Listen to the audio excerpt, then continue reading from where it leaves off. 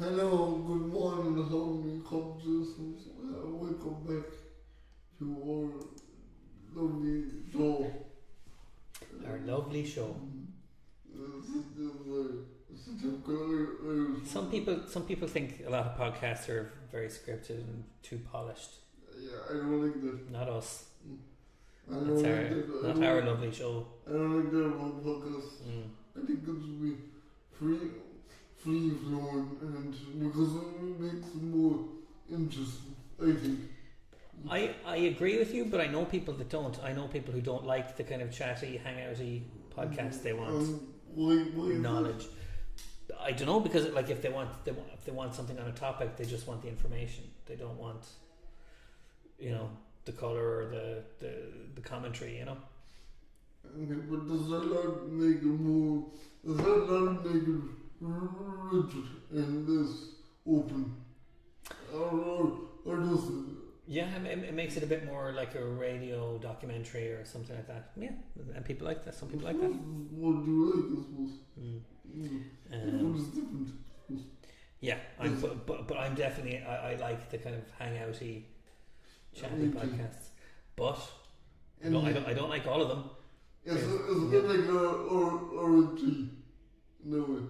But like RNG. RNG, right? Okay. A game metaphor. Yes, I got it. Random number generator. Yeah, there is some chance involved. Yeah. Do you know the comedian Frankie Boyle? No. I think you'd probably like him. He's very edgy in his stand-up, but I like him in other ways. But he has a podcast, and it is utterly unlistenable. Sorry if anyone's watching, because the sound is so bad, and it's just I would love to hear him just chat and shoot the breeze with people, and he plays Dungeons and Dragons on his podcast and all that stuff, and I can't get 30 seconds into it because of the sound is so bad. And can he take constructive criticism?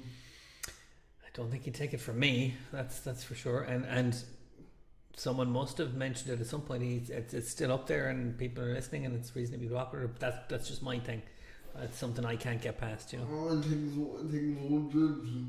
So because if you can't take constructive criticism, then you will never change. Oh yeah. I mean, like I said, I'm sorry, not to say you shouldn't change the ways, but like when it comes to stuff like this, and maybe you do take constructive criticism. Yeah, and I'm not saying he doesn't, and I'm just saying, I don't know that I think if the feedback hasn't gotten in already about the sound quality, it's I'm not going to be the one that makes the difference, but I don't even know what I'm saying. But anyway. And I have to apologize there a minute ago. There was a spike. That was me, so I apologize if I wrecked people's ears. So. Well, we don't even get we're not on the podcast charts where people can give feedback, but I suppose this isn't a podcast platform per se. But anyway, speaking of, sometimes we do get comments. We were getting live comments last week on our show, and I missed them, so I am going to. And how many did we get? We got a couple from one G Hayes, who was watching along. Okay. Anyway. My video. Oh yeah, you're subscribed. Oh, look at that. Oh, there we go. Now we're. There we go. That's our latency. What am I going to do with that little bit of hair? This just shows we're very relaxed here. God, that's embarrassing. Okay. Anyway, let's carry on. There we go. Glenn has been on already. He says, "Morning, people. Lovely day." You're dead right, Glenn. sorry, I did actually upload the QR code onto my own Facebook platform, so that's up there. Oh, good, yeah. Hopefully people are tuning in or even tuning in after this live. That's the nice thing about this. People can listen back. Okay. Yeah, so I was trying to figure out how to best to start this. So I have been thinking of the way I actually talk about stuff on this show, and I think I got a new way of actually talking about things. Usually I would give my opinions, heavy opinions on heavy topics as well. But I think I got a slight new way of approaching these things. Rather than giving my own thoughts or my own feelings, my own beliefs, I'm going to question why things are the way they are. So rather than just saying what I believe, there's a lot of people that this shouldn't be like this and this shouldn't be like that. Mm-hmm. I'm saying, why is this like that? Why is it like this? And how did I come to this? So more Socratic. Well, let's be sure we're getting that right anyway. Because okay, so if I can kind of rephrase that, yes, the Socratic method is a type of argumentative dialogue, but it is all based around asking questions. No, what do you really call it? Argumentative. That's what Wikipedia says. Where an individual probes a conversation partner on a topic using questions and clarifications until the person is pressed to come to a conclusion of their own, or else their reasoning breaks down and they're forced to admit ignorance. That's a bit heavy. I wouldn't totally agree with that. I think actually, you're going to disagree with where did this P. Woodruff and Alenkis, Plato's shorter ethical works from the Internet Encyclopedia of Philosophy. Yeah, right, okay, maybe, but like argumentative is the term for argumentative. The two people are going against one of those pieces, more question. Rather, I would like to think it's more about asking questions to go against them. If we can still use Wikipedia as our resource here, an argument is one or more premises, sentences, statements, or propositions directed towards arriving at a logical conclusion. The purpose of an argument is so it's more about the argument. The thing that I'm saying is my argument. It's not that we are arguing. You know, it's not the combative in a combative sense. Right. But isn't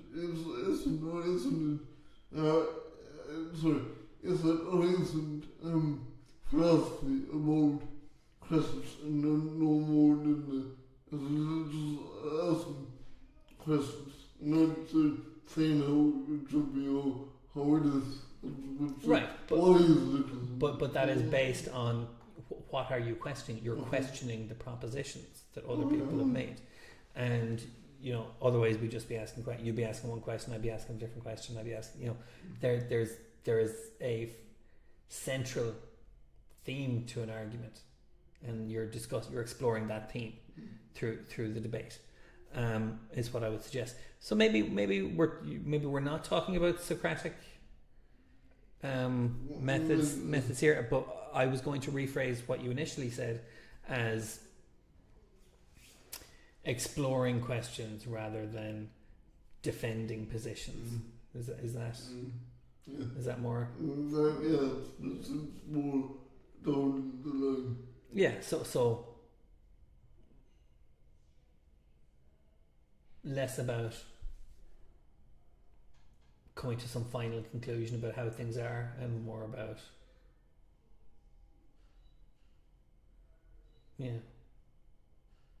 a broader perspective. Is that what you mean? Yeah. I think I actually give a broad but simple example there a minute ago. I brought up I don't know who said this. Or I don't know who was this, maybe you could look this up and see. Okay. About the I believe it was the ethical competition. And lawful competition was about a man who was poor, who needed to feed his family, and he stole a horse or anything to feed his family. Now the question is that still against the law? And if it is so, should that man still be prosecuted because he broke the law, even though it was for a right reason to feed his family? A simple question, but complex situation. Exactly. So.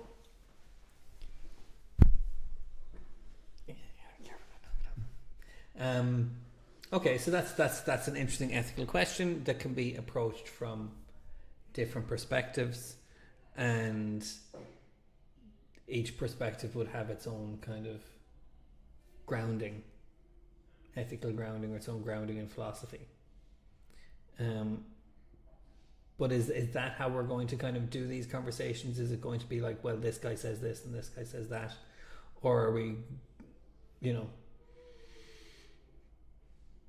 because if we were going to do it that way, I might prefer to have more time to prepare stuff rather than just be like sticking stuff in Google and reading it out. But I'll show you what I mean. Yeah, okay. So when I like you said, that is a classic ethical conundrum. The idea of, is it okay to steal when your family is starving? The context.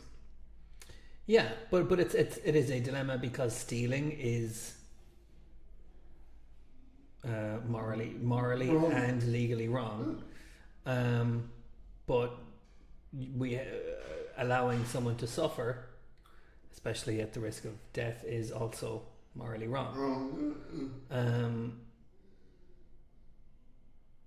So should we go from there? Or should we be more kind of let's ignore that. Yeah, I think we should go pick what I did there. Pick a topic and discuss about it was wrong, it was right, but it was right in why is this like that? Right, but it's more like the different ways of thinking about that question rather than deciding an answer to it once and for all. Is that what you mean? Yes. Okay. So again, it's a question of like, well, which direction do you want to take this from? Do you want to lay out the different ways you might think about it, or do you want me to kind of lay out the kind of classic perspectives and then we talk about those? It would be close. Okay. So I'm going to suggest we leave out religious and moral traditions. I don't think either of us are well versed in any of those to include those. Well, which religions are you well versed in? There's a quote in the Bible. I didn't know the Bible so bit. Or I know only one or two quotes. I know the Bible four off the top of my head. I do know a couple of quotes. One was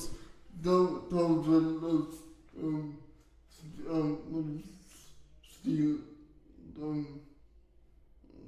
Don't think it's steal. Something like that. Don't steal from anyone else, steal from anyone else, so the Bible. Right. Yeah, it's one of the commandments, isn't it? But there are, according to this, again, distinctions and qualifications that I think wouldn't be terribly interesting for us to go into. We're not theologians. Okay, But in terms of ethics, what I have here is there's utilitarianism, which is a system of philosophy that's about the greater good. It's just about, it's about what works for the most people. And where have we heard this before? The needs of the many outweigh the needs of the few. Or the one. Or the one. And that's pure utilitarianism, and it's almost mathematical. So this framework would argue that the harm caused by stealing a small amount of food is far outweighed by the harm of someone starving to death, making it morally justifiable in life or death situations. How do you feel about that? That's not an opinion. I don't want to bring my feelings into my place. But I will say this. If that is true, then why is laws there in the first place? Like if laws are supposed to protect everyone, but it's still flexible, and how does that work? Why does it work? Well, because okay, we're talking informally. I know I'm being very careful about kind of not being too declarative or too. Is that at least as far as that brief internet description goes, that wouldn't preclude the idea of the law being applied. It would just mean that the law would not be absolute. And again, maybe there's a distinction between the law and ethics, or philosophy. You know what I mean? The law is a construct that's about kind of societal functioning rather than, and it is about right and wrong as well. The way I think about it, picking the phone, the way I think about it is laws or rules. And rules cannot be broken or bent. If those rules are bent or broken, it contradicts what they were meant to do in the first place. Again, I could be wrong. But like I look at it through an absolute logical approach stance. I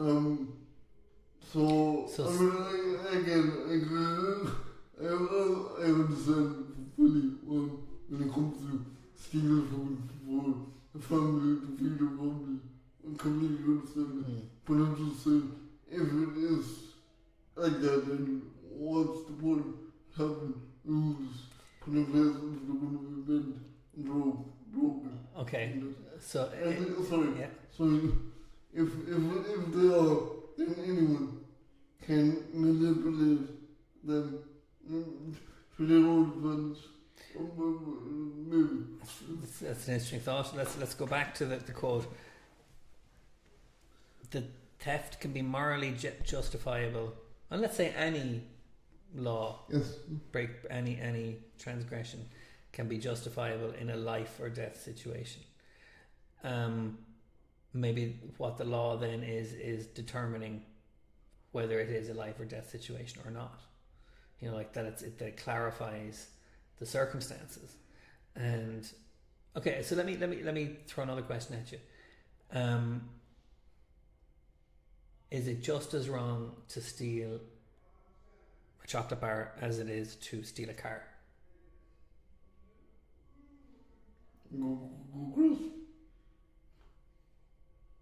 Maybe not. But if it isn't, why? What's the difference between a bar and a car? I know the feather spelled differently and the feather of them.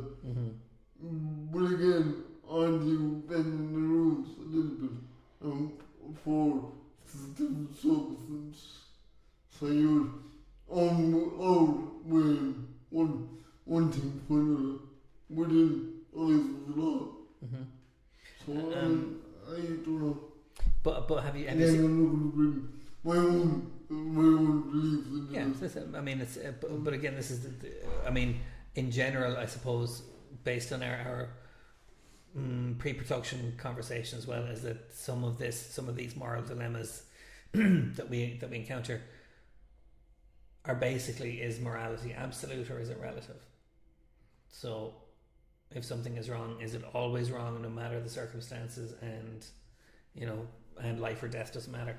And I without being quite able to articulate it, I don't see law as being the same as that, but I could be wrong. But we hear stories in the media about judges giving people different sentences and mitigating factors. Have you heard about those? Where, like, if it's someone's first offence, it's different than if they've done it before, or if they, character references. If someone writes a character references and says, "Oh, this person's a really nice guy," then that might lead to them getting a different sentence than someone who doesn't get the character reference. So these kind of distinctions are always being made in court by judges who presumably are, number one, trained, and number two, trusted to make these kind of judgments, these distinctions. But the standard way, the standard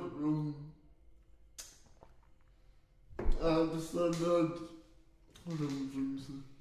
Like, what have you done? So the same, and what you done and how serious you done the standard come into play.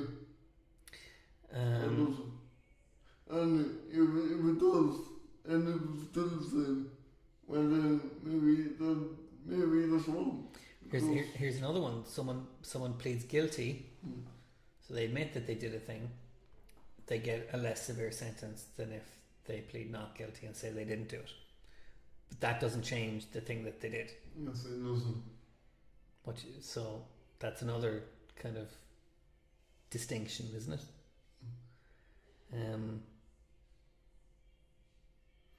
Yeah, it's interesting. It really is. Like, again, we come back around to law rules. I mean, if you think of the basic terminology of rules, law is meant to be rules. Rules are rules. But who makes those rules? Like who makes the law, and why are their laws correct? It might be. I don't know.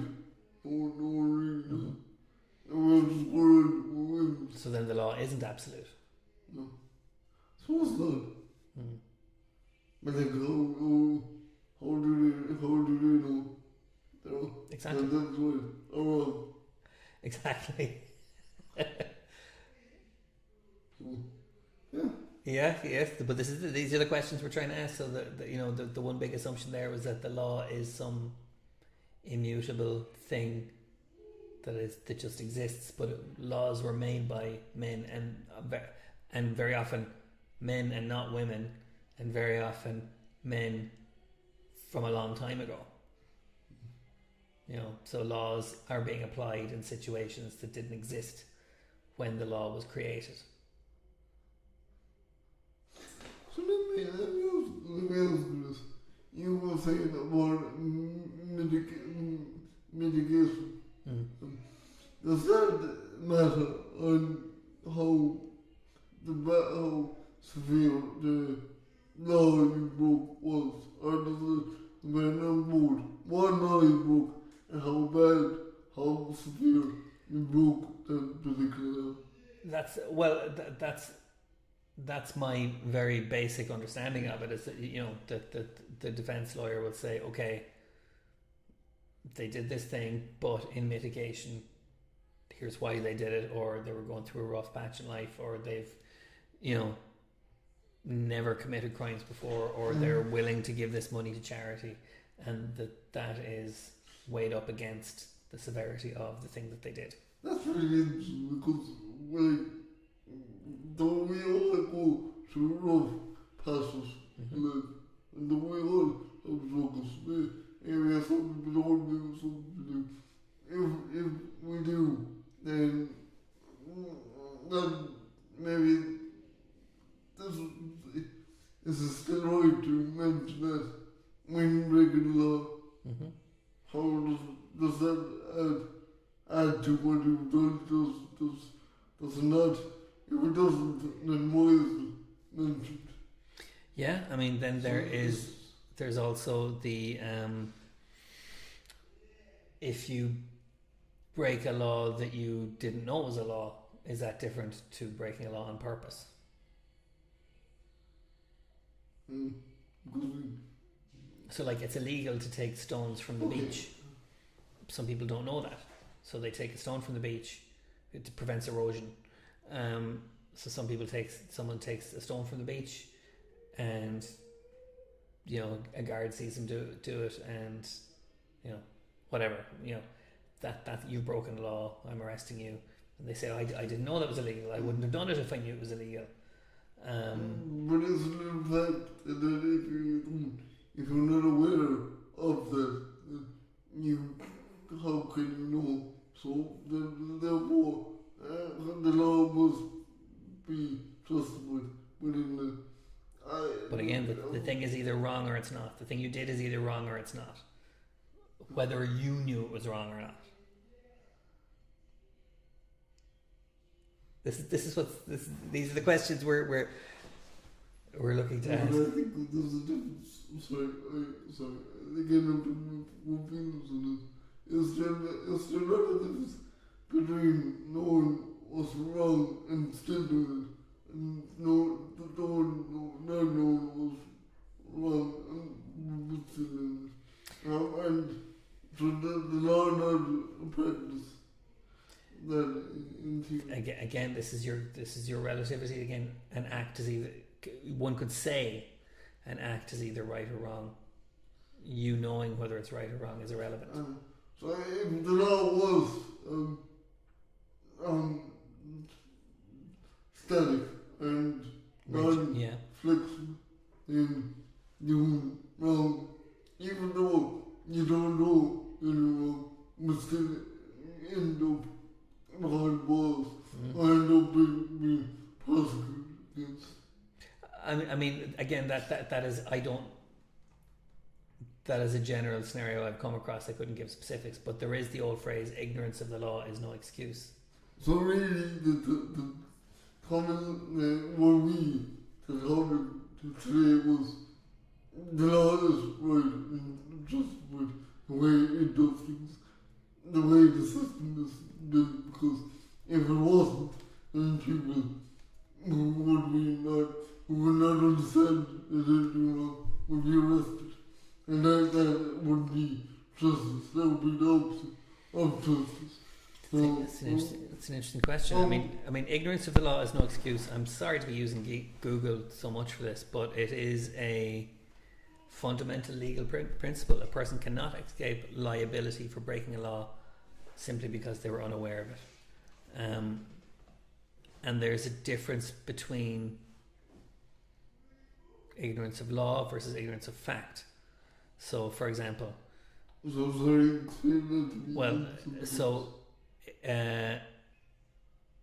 sometimes you can have an honest mistake. For example, if you unknowingly took someone's property thinking it was yours,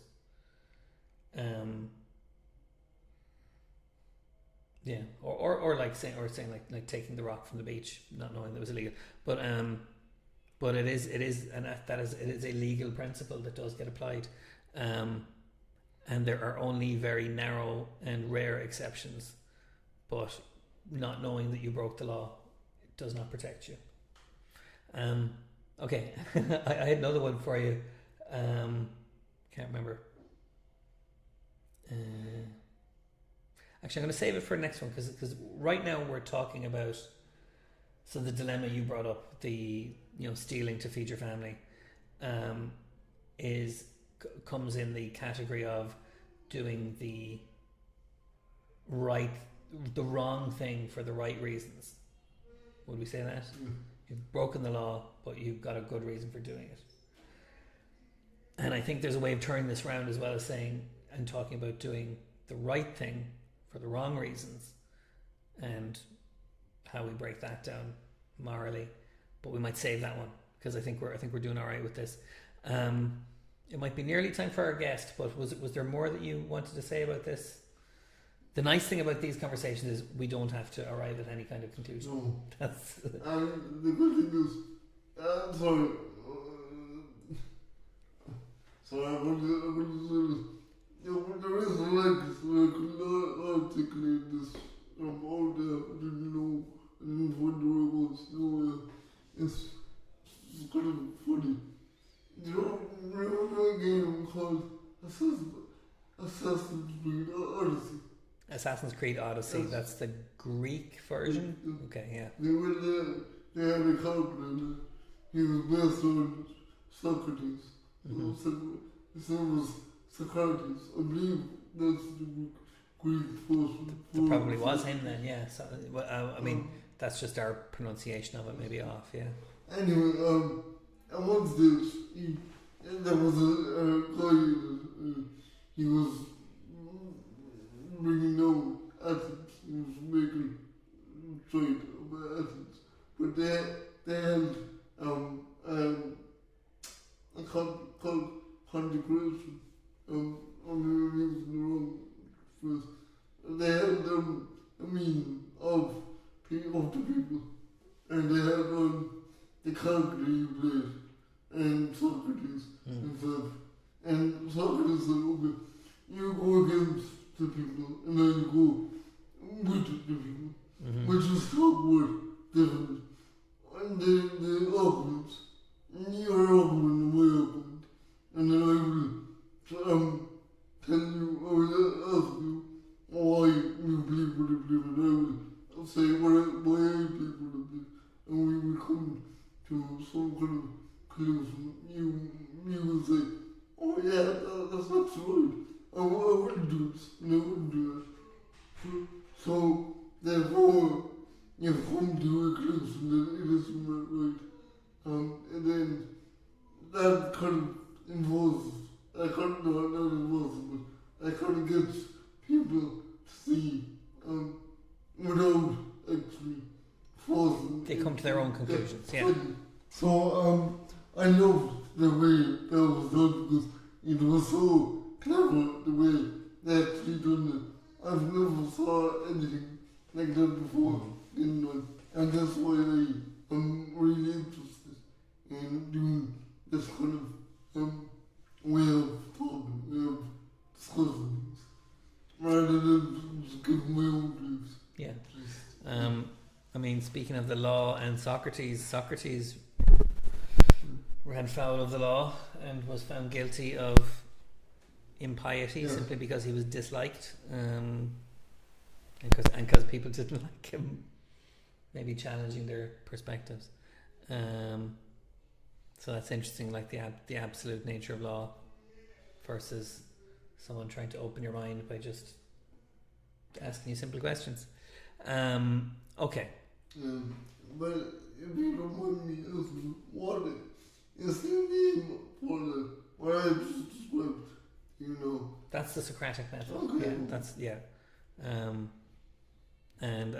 Maybe it may be condensed or kind of fictionalized a little bit, but that was how he taught philosophy, was by. I think it's just a way of doing things because you kind of rather than forcing your own beliefs on people's thoughts, you kind of speak about the different.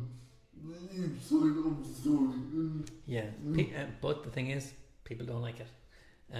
People don't like having it, because I think to some people, or at least in the stories about his students, is it felt like they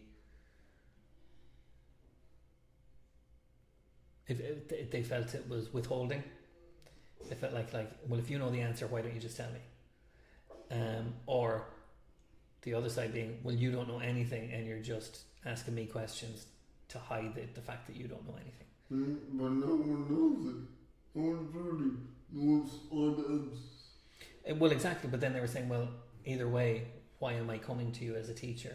And his whole thing was, well, because it helps you get to the answer you want, in a way that isn't authoritarian or whatever. But yeah, people genuinely didn't like it, and people still don't like that kind of questioning. People still like, I know I've done that with students I work with in music therapy, where you just kind of, you don't want to hand them an answer, but you want to get them to an understanding of something, because then you own it. Then you own that understanding. You've come to it honestly, and it's baked into you that way. But yeah, not everybody likes it. Not everybody enjoys that process. It feels very exposing, and it can feel very. It feels like you're being told you're stupid. But the thing about Socrates is what's Socrates' big quote? I only know that I know nothing. But he also said the unexamined life is not worth living, and I think we had that on our quote of the day once. I would like if people think, if people feel like that kind of way is going to diminish their understanding or diminish their intellect in some way, isn't saying to them out and out, you're true. It's not intellect, it's ego. It's you know, and so egolessness is a big point in lots of different philosophies, that it's better to kind of, that your ego gets in the way of your own happiness, or getting things done, or learning, or growing in lots of ways. And there's lots of different perspectives on that, you know. Yeah, I would feel a bit difficult because the way I'm highly opinionated. Yes, you certainly are. As everyone know. But like, so could say I can stand my feelings and no, I believe this, because of this, Mm-hmm. not gonna move. And you like to roll your eyes as well.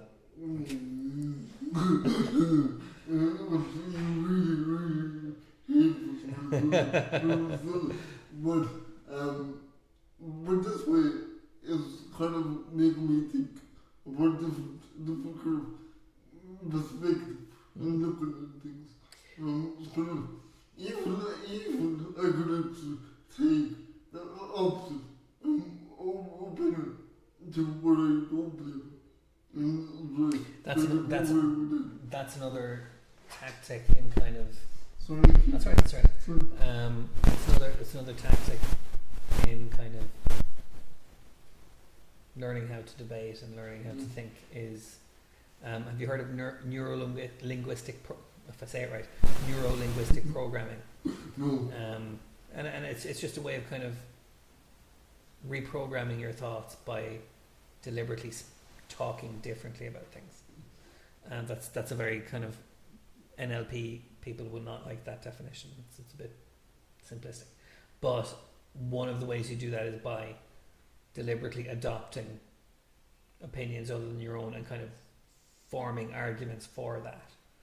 And you'll find, so in when I was in college, we were split into our class was split into two halves based on our feelings about a subject, and then we were told to write. So about half the class agreed, about half the class disagreed. It was about drug legislation.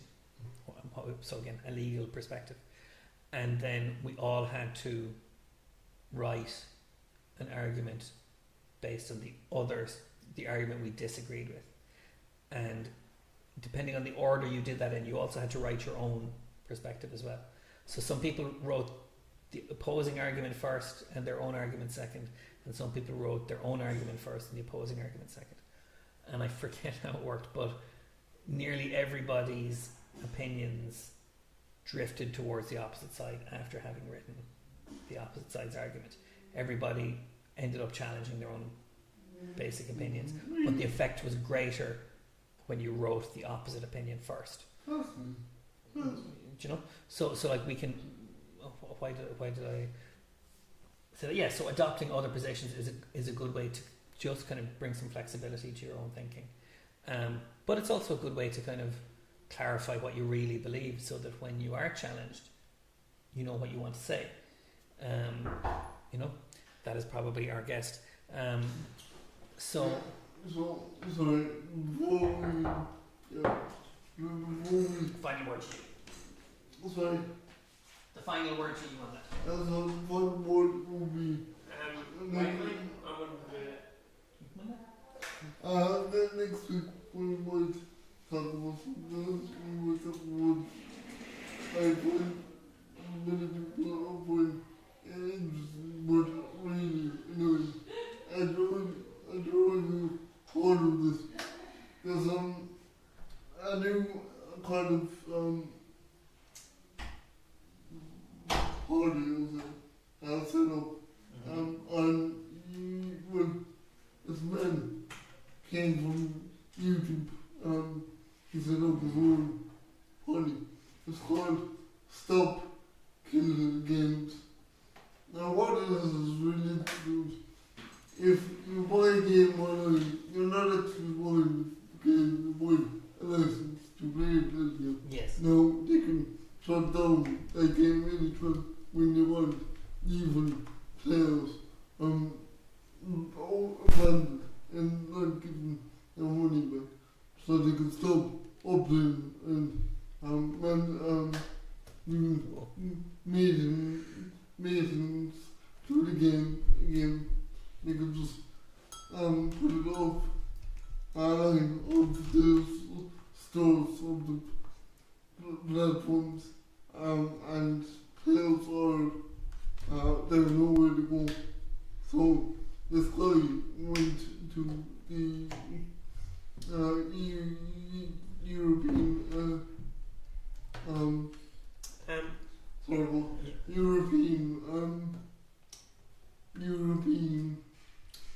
what was it called?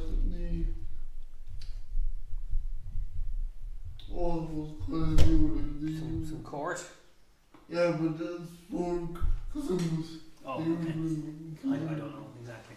But he got a really good argument. This isn't really fair to consumers because they bought license for games and now these games are being taken down without any of the consumers' knowledge.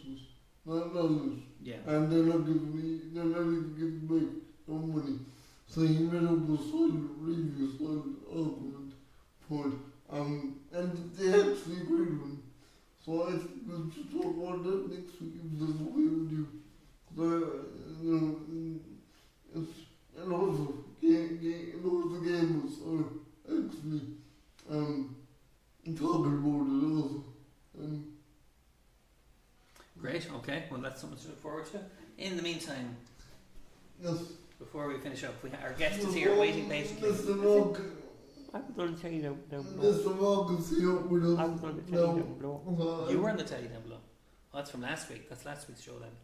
I believe it's going to sing I a said to song. myself, why am I going to tell you I'm here? There we go. I believe it's going to sing a song for us today. So they're okay. Yeah, so they're playing an older show down below. Is that on Teams? Do you know? We'll work it out. But you're here now. And people will be watching you soon enough. How are you, Mark? Fine. What would you like to do today? Baby of the house. Baby of the house, okay. I want to say something. We're done. Oh, there we go. Okay. So what's up? Well, I'm the youngest of the family, so I got a song about baby of the house. Okay. So whenever you're ready, take it away.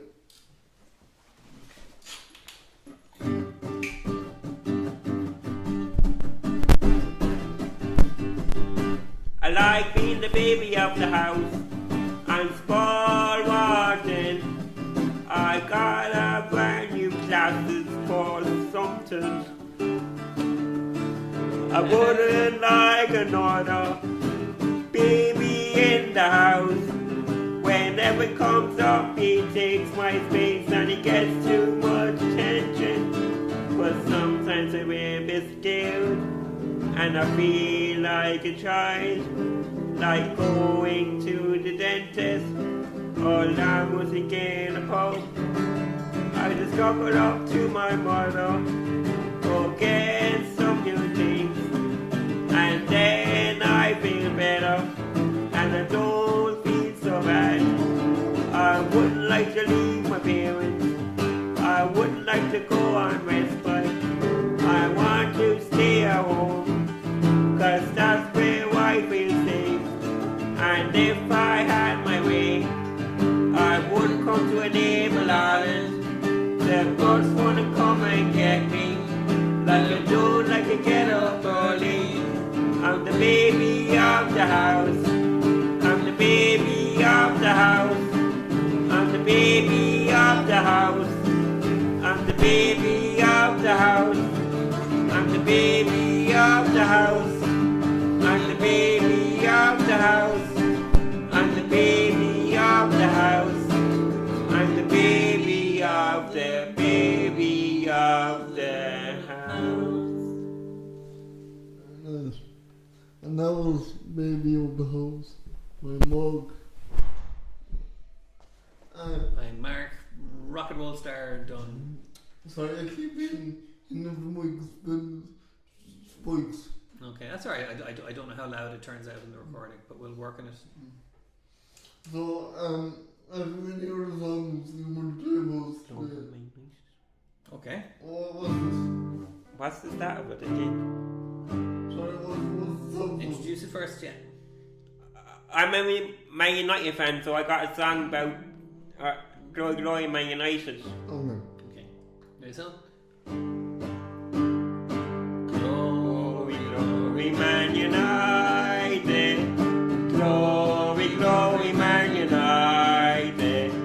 Glory Glory Man United. As the Reds go marching on. Glory Glory Man United. Glory Glory Man United. Glory Glory Man United. As the Reds go marching on. And just for balance, we're going to have to bring someone in to do the song from every other English football team. And it can walk alone. Yes. And then walk alone. We'll have to do all of them, just to be fair to all the fans. No, that's okay. Mark's a big Man U fan. You do sing You Never Walk Alone sometimes, though. Yeah. But we don't have time today. Alright. Do you want to wrap things up, Ricky? Well, for me, Jason and Mark will say adios, goodbye, and good luck. Thank you for